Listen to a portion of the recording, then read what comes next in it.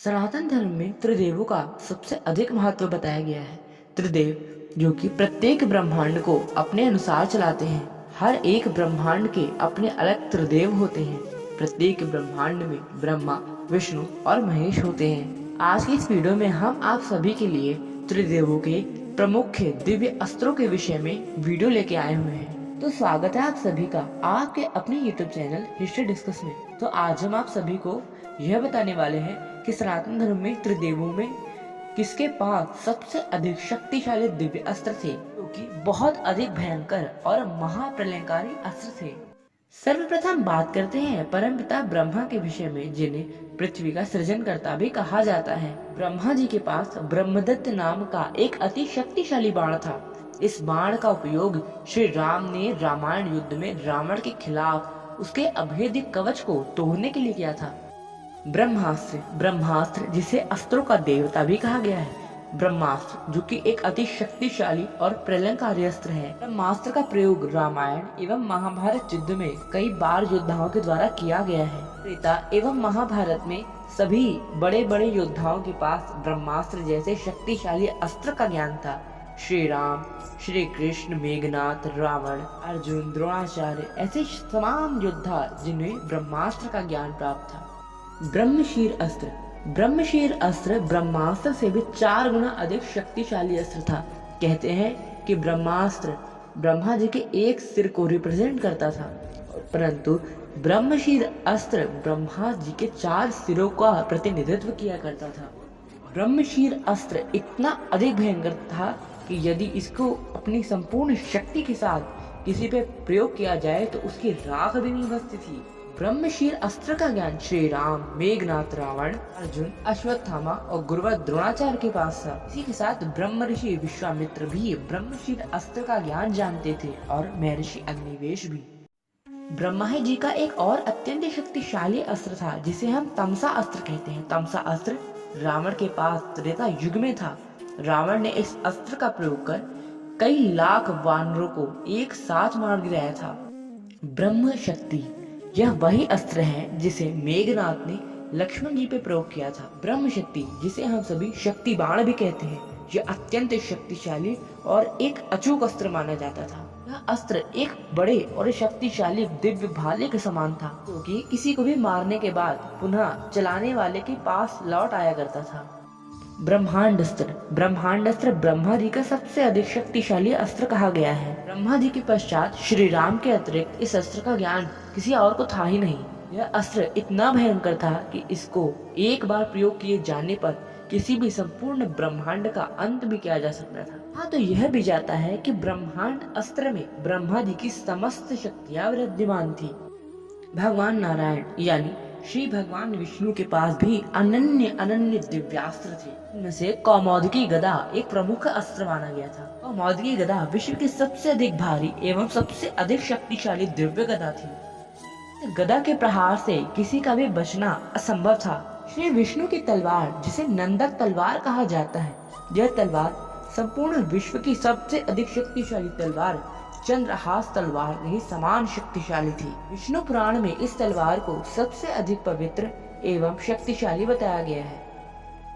वैष्णवस्त्र भगवान श्री विष्णु का एक ऐसा महाशक्तिशाली अस्त्र था जिसके प्रयोग किए जाने पर शत्रु कितना भी अधिक शक्तिशाली हो, चाहे उसका लक्ष्य जितना भी अधिक विशाल एवं बड़ा हो, वैष्णवास्त्र सभी को नष्ट कर दिया करता था। सुदर्शन चक्र जिसकी शक्ति के बारे में बताने की कोई आवश्यकता ही नहीं है। सुदर्शन चक्र जो कि भगवान श्री हरि का सबसे अधिक प्रिय और सबसे अधिक बार प्रयोग किए जाने वाला दिव्यास्त्र है। भगवान श्री हरि जिसको चाहे उसका अंत इस अस्त्र से कर सकते हैं, परंतु यदि विपक्षी को बड़े ही जटिल वरदान प्राप्त हो तब इस अस्त्र का प्रयोग नहीं किया जाता था। शास्त्रों में तो यह भी लिखा है कि सुदर्शन चक्र भगवान शिव के तृतीय नेत्र के तेज से उत्पन्न हुए वाला अस्त्र है। नारायण अस्त्र एक ऐसा अद्भुत एवं महाप्रलयंकारी अस्त्र था कि यदि इस अस्त्र के विरोध में किसी अस्त्र का उपयोग किया जाए तो वह अस्त्र नारायण अस्त्र का विरोध करने के बजाय उसी के साथ आकर जुड़ जाया करता था। नारायण अस्त्र की शक्ति असीमित थी। यदि किसी को नारायण अस्त्र से बचना हो तो वह व्यक्ति यदि नारायण अस्त्र के सामने शारीरिक रूप से और मानसिक रूप से समर्पण कर दे तभी नारायण अस्त्र शांत होता था। महाभारत में अश्वत्थामा ने इसका प्रयोग पांडवों के ऊपर किया था। यदि भगवान श्री कृष्ण इस अस्त्र का उपाय न बताते रोकने के लिए तो उसी दिन महाभारत का युद्ध समाप्त हो गया होता। इन महान और शक्तिशाली दिव्यास्त्रों के साथ साथ भगवान श्री विष्णु के पास सारंग धनुष और पांचजन्य शंख भी था। अब बात करते हैं देवों के देव महादेव यानी भगवान शंकर के दिव्यास्त्रों के विषय में। भगवान शंकर का प्रमुख अस्त्र उनका त्रिशूल है, जो कि रज तम सतो गुण से मिलकर बना हुआ है। भगवान शिव के त्रिशूल के प्रहार से किसी भी चिरंजीवी का भी अंत किया जा सकता है। पाशुपतास्त्र जिसके अंदर समस्त ब्रह्मांड के प्रत्येक जीव की शक्ति से मिलकर बना हुआ ये महाभयंकर अस्त्र महाभयंकर था। श्री राम, रावण, मेघनाद और अर्जुन के पास ही इस महाभयंकर अस्त्र का ज्ञान था। महर्षि विश्वामित्र को इस अस्त्र का ज्ञान भगवान शिव ने प्रत्यक्ष रूप में दिया था। इस अस्त्र के ही एक प्रहार से भगवान शिव ने त्रिपुरासुर दानवों का संपूर्ण संहार कर डाला था। जब महाप्रलय आने वाली होती है तब भगवान शिव इसी अस्त्र के प्रयोग से संपूर्ण पृथ्वी का नाश कर डालते हैं। रुद्रास्त्र, यह अस्त्र बड़ा ही अधिक शक्तिशाली था। इस अस्त्र को शिव जी से प्राप्त करने के पश्चात अर्जुन ने कालके एवं निवात कवच दानवों का अंत करने के लिए इस अस्त्र का प्रयोग किया था। श्री राम ने रामायण युद्ध में कुंभकर्ण और रावण दोनों पर ही रुद्रास्त्र का प्रयोग किया था। भगवान शिव का परशु, यह वही परशु है जो भगवान शिव के तीव्र नेत्र के तेज से उत्पन्न हुआ था। शिव ने इस अस्त्र को परशुराम जी को दे दिया था और परशुराम जी का नाम भी इसी अस्त्र पे पड़ा था। राम ने परशु का प्रयोग कई बार किया। परशु के प्रहार को सहना असंभव था।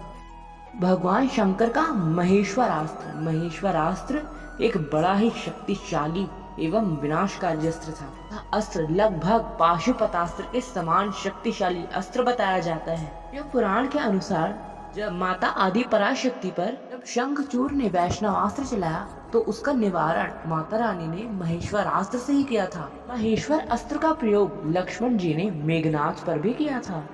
महामृत्युंजय अस्त्र, यह अस्त्र भगवान शंकर का बहुत अधिक भयंकर एवं महाशक्तिशाली अस्त्र था। माता ललिता महात्रिपुर सुंदरी ने भंडासुर के आतंक अस्त्र के विरोध में इस अस्त्र का उपयोग किया था और इस अस्त्र ने भंडासुर के अस्त्र को निस्तेज बना दिया था। भंडासुर संपूर्ण सनातन महाकाव्य का सबसे अधिक शक्तिशाली राक्षस है। भगवान शिव का शांभव अस्त्र का उल्लेख ब्रह्मांड पुराण के ललिता खंड में मिल जाता है। बहुत गहन अध्ययन के बाद हमें इस अस्त्र के विषय में जानकारी प्राप्त हुई। जब भंडासुर ने देवी श्री माता ललिता महात्रिपुर सुंदरी पर महामोह अस्त्र का उपयोग किया था तब उस अस्त्र को काटने के लिए ही माता रानी ने शांभव अस्त्र का प्रयोग किया। भगवान शिव का एक और बड़ा ही भयंकर अस्त्र है सर्वास्त्र स्मृति नाश। यह अस्त्र भंडासुर ने श्री माता ललिता पर प्रयोग किया था। एक ऐसा दिव्यास्त्र है जो संपूर्ण अस्त्रों की स्मृति नाश कर दिया करता था, परंतु माता श्री ललिता त्रिपुर सुंदरी ने अपने धारण अस्त्र से इस अस्त्र को शांत कर दिया था।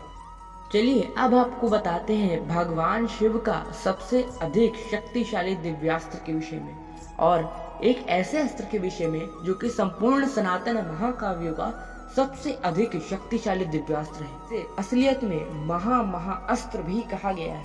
इस अस्त्र का नाम है महाकामेश्वर अस्त्र। अस्त्र को धारण करने की क्षमता देवी आदि पराशक्ति और सदा शिव में ही है। श्री माता ललिता महात्रिपुर सुंदरी का युद्ध और भंडासुर के साथ अंतिम चरण में चल रहा था। उस समय माता ने भंडासुर का अंत करने के लिए इस अस्त्र का प्रयोग किया था। भगवान शिव के इन ऐसे दिव्य अस्त्रों के बारे में शायद आप सभी ने नहीं सुना होगा। भगवान शिव के इन विभिन्न एवं गुप्त दिव्यास्त्रों की जानकारी ब्रह्मांड पुराण के ललिता भाग में मिलती है। आप श्री माता ललिता महात्रिपुर सुंदरी और भंडासुर के युद्ध के विषय में पढ़ेंगे तब उस समय आपको इन समस्त अस्त्रों के बारे में और जानकारी मिल जाएगी। तो इसी के साथ हमारा यह वीडियो यहीं पे समाप्त होता है। आशा करते हैं आपको हमारा यह वीडियो अच्छा लगा होगा। अवश्य सभी लोग कमेंट करके ये अवश्य बताइए कि त्रिदेवों में आपको किनके दिव्यास्त्र सबसे अधिक शक्तिशाली लगे। इसी के साथ हमारा यह वीडियो यहीं पे समाप्त होता है। यदि आप हमारे चैनल पर नए थे और आपने हमारे चैनल को अभी तक सब्सक्राइब नहीं किया था तो कृपया सब्सक्राइब करके हमारे चैनल को सपोर्ट करें। हमें समय देने के लिए आपका बहुत बहुत धन्यवाद। मिलते हैं नेक्स्ट वीडियो में, तब तक के लिए आप सभी को जय श्री कृष्णा, जय श्री राम, हर हर महादेव, जय हिंद।